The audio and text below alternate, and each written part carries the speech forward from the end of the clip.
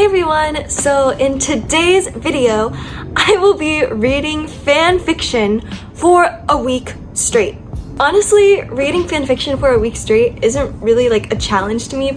Pretty used to reading fan fiction on the regular. But I've never read fan fiction from fandoms that I'm not a part of, obviously, because like, what's the point of fan fiction, right? But sometimes I find myself reading fan fiction and I'm like, you know, this is like low-key really good literature, and I wonder if I didn't know anything about this fandom, if I would still be able to enjoy this fan fiction. With that being said, I am going to go on to the Holy Grail, the site called AO3.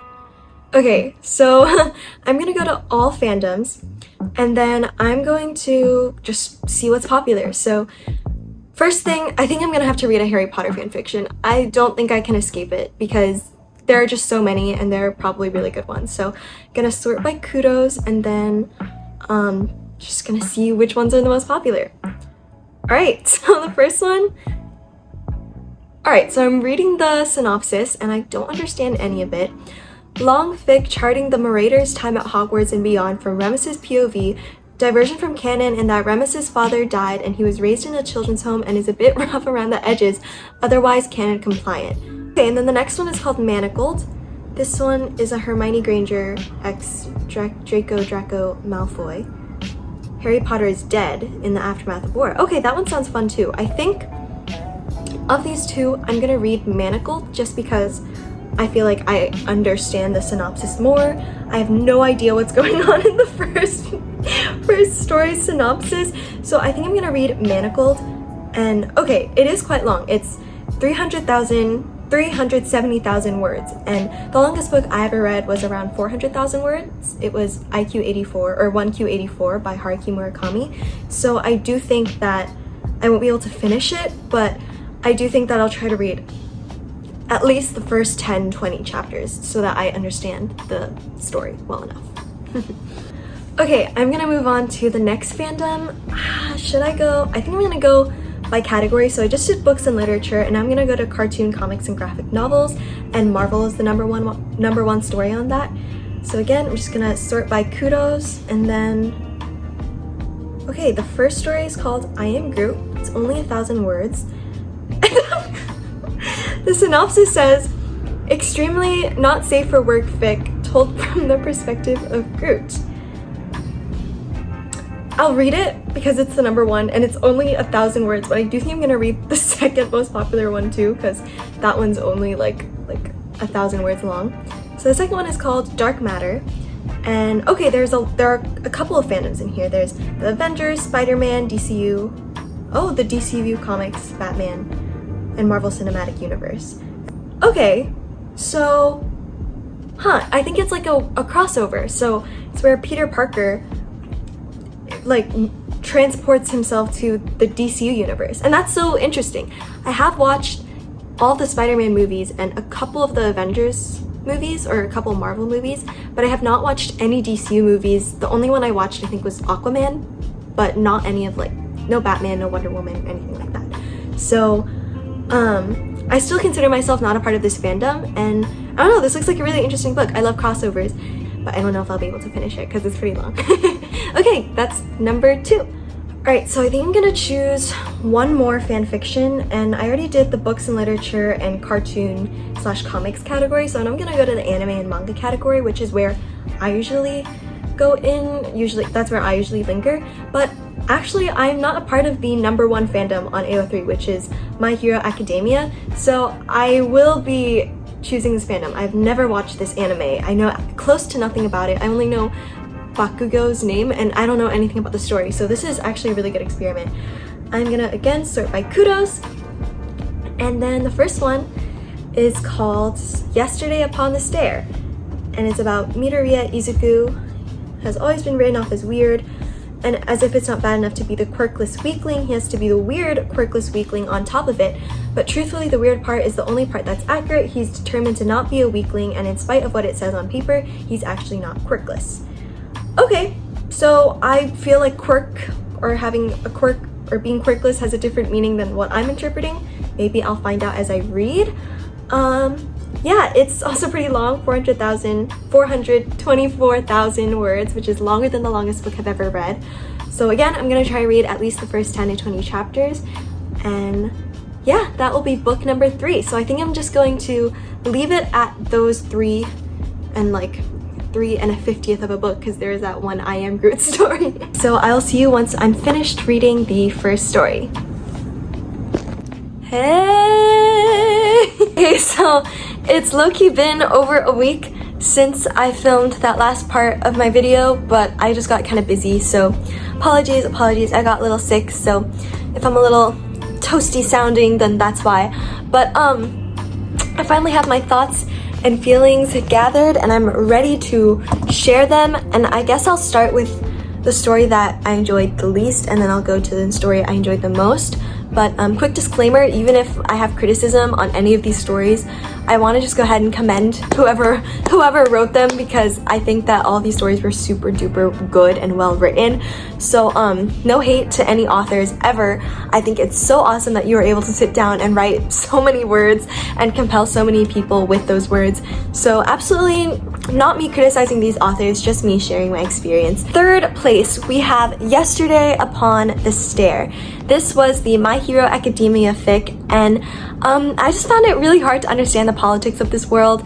I feel like this story was one of those fan fictions that took the canon timeline and this just kind of like added an extra element to it, but a lot of things follow the canon timeline, and so I feel like it kind of reads like an anime rewrite, and there are just a lot of scenes and dialogues that felt like they were condensed, which would have made sense to someone who was like a part of the fandom, but for someone who had no knowledge on this story at all, I felt like there were just a lot of missing pieces, a lot of things I didn't understand, a lot of lore I didn't get.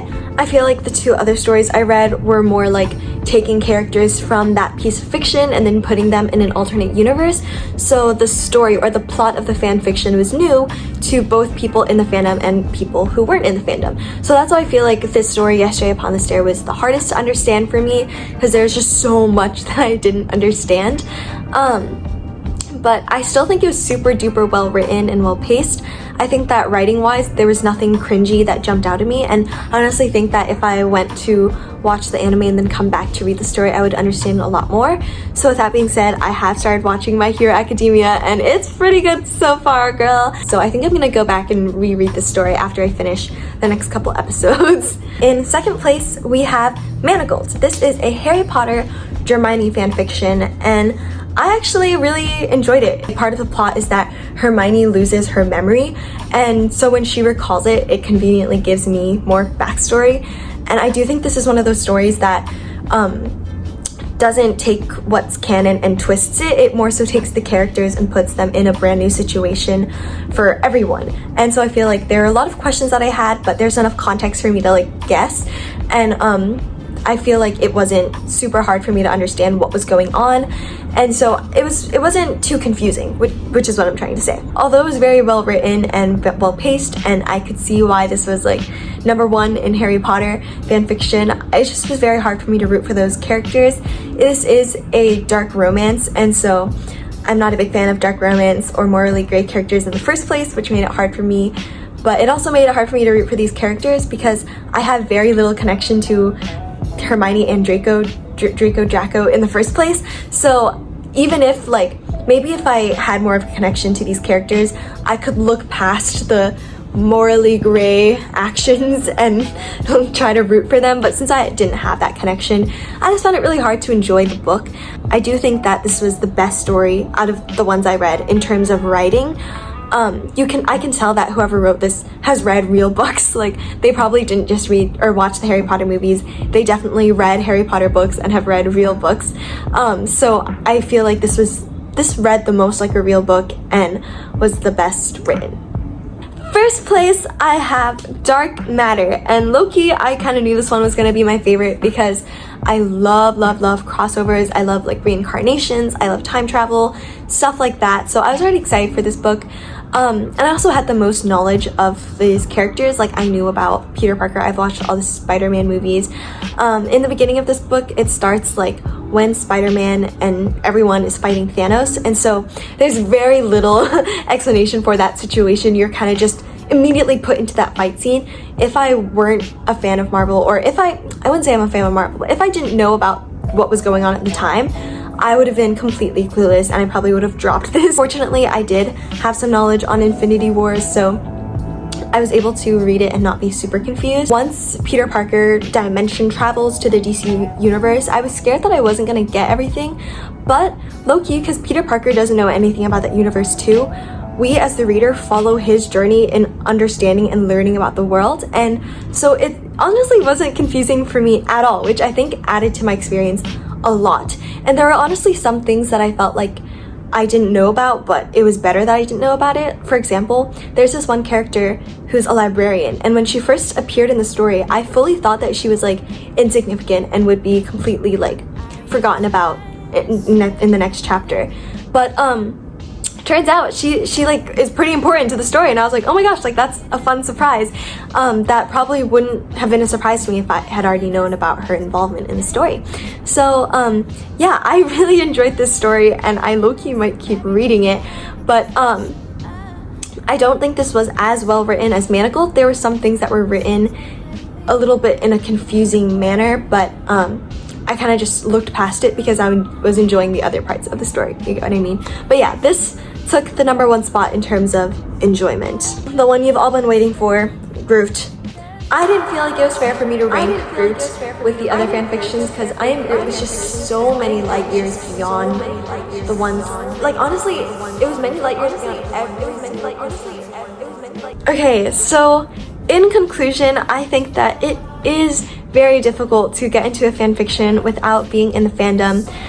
Context and an emotional connection to these characters are very, very important, and those are things that real books take several chapters to get the reader to feel. But in these fanfictions, those things are completely ignored for the most part, and so it's pretty hard. It's pretty hard to feel attached to a story when you don't have those missing aspects. Alright, well that brings us to the end of this video. I hope you guys enjoyed. I had a very good time reading these stories and yapping about them, so if you like the video, you know what's coming. Give it a like and subscribe. Anyways, thank you so much for watching. I will see you in my next video. Bye bye, toodaloo.